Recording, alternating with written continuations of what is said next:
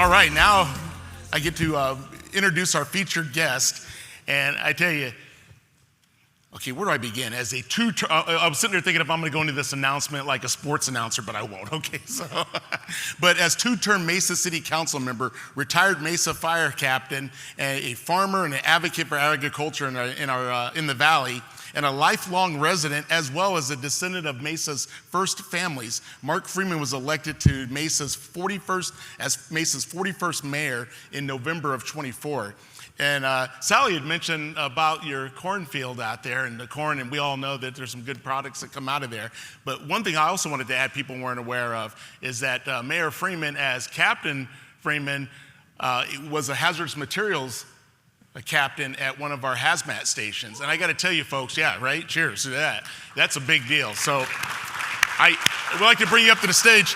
And one of the big things about that is that when you're in that type of work, some of the work we've done in educating folks on gas leaks and those things, this is our first time to be able to share the stage in front of cameras talking about some of the importance of gas leaks and things. So now we get to talk about you being the mayor. So congratulations.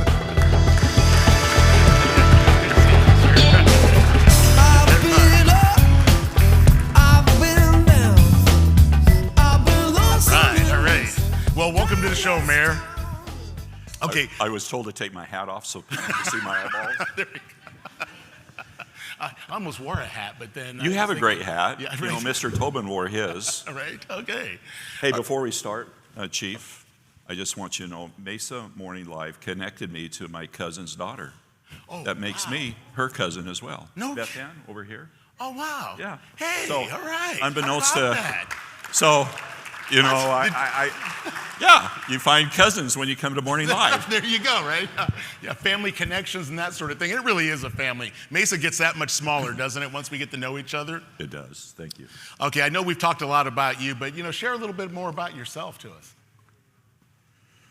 Oh, my gosh, where do I start? Right? I've been very fortunate to grow up in Mesa, Arizona. One of my grandfathers was the founder of Mesa in 1878.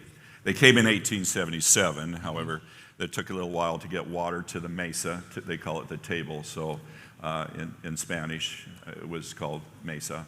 And so consequently they founded Mesa with a bunch of pioneers, and once they had the water there, then they formed Mesa, the downtown core of Mesa, where Mesa City Hall is at today. So unfortunately I'm a descendant of that, and one of my, on the Freeman side, they went to Snowflake, Arizona in 1880, and then my mother's side to Mesa in 1877. So I'm kind of grandfathered here, and as I say, I have a plot in the Mesa Cemetery as well. Oh, whoa, yeah. Right now? Well, yeah, just in case. Jeez.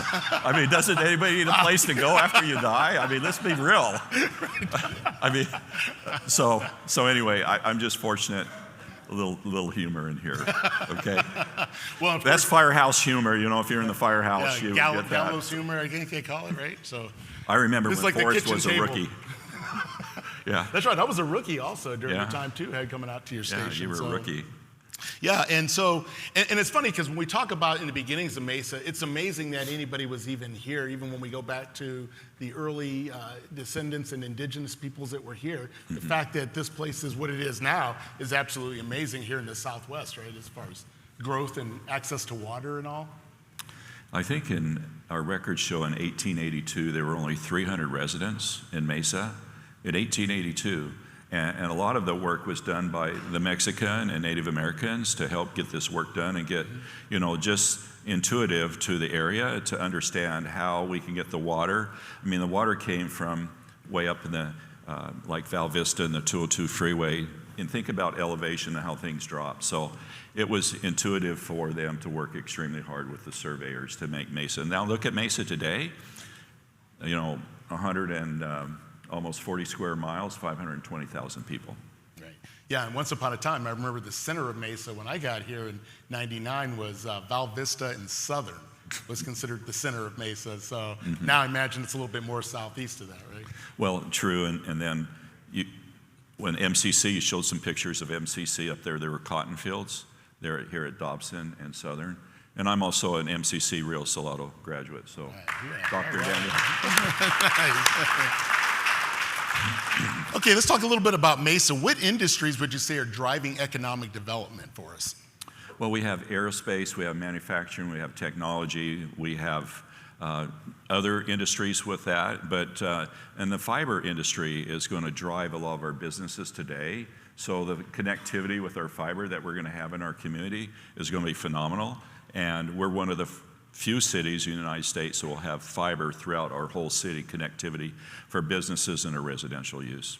All right, thank you. Now, how's Mesa attracting new businesses and supporting our local entrepreneurs? So we partner with and collaborate with different organizations to bring businesses to Mesa. And one of the things I really value is we have the infrastructure to do it.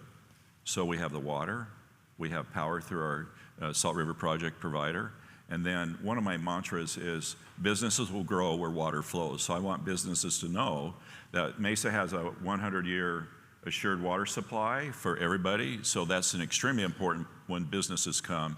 So we, with the Arizona Commerce Authority and other authorities, that we're working to bring businesses to Mesa today. All right. And what do you say the city's priorities are for infrastructure improvements?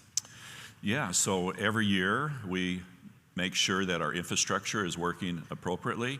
In fact, we're building, how many of you drive our Mesa streets and they're all torn up and they have barricades everywhere? Raise your hands, I know a lot of you are out there. So we're doing what's called the Central Mesa Reuse Pipeline. So we're delivering our effluent water from our northwest treatment plant up here by Riverview, and it'll go with water. Can you believe this? We're taking water from this treatment plant. We're going to pump it to the Gila River Indian community in the very southeast part of the valley, and we will then capture their priority water. So we're going to give their water, our water for them for the next 95 years.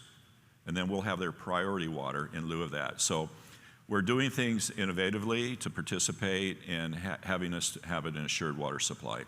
All right, okay. Now, are there any upcoming events that we can look forward to this year? Well, yeah, which ones?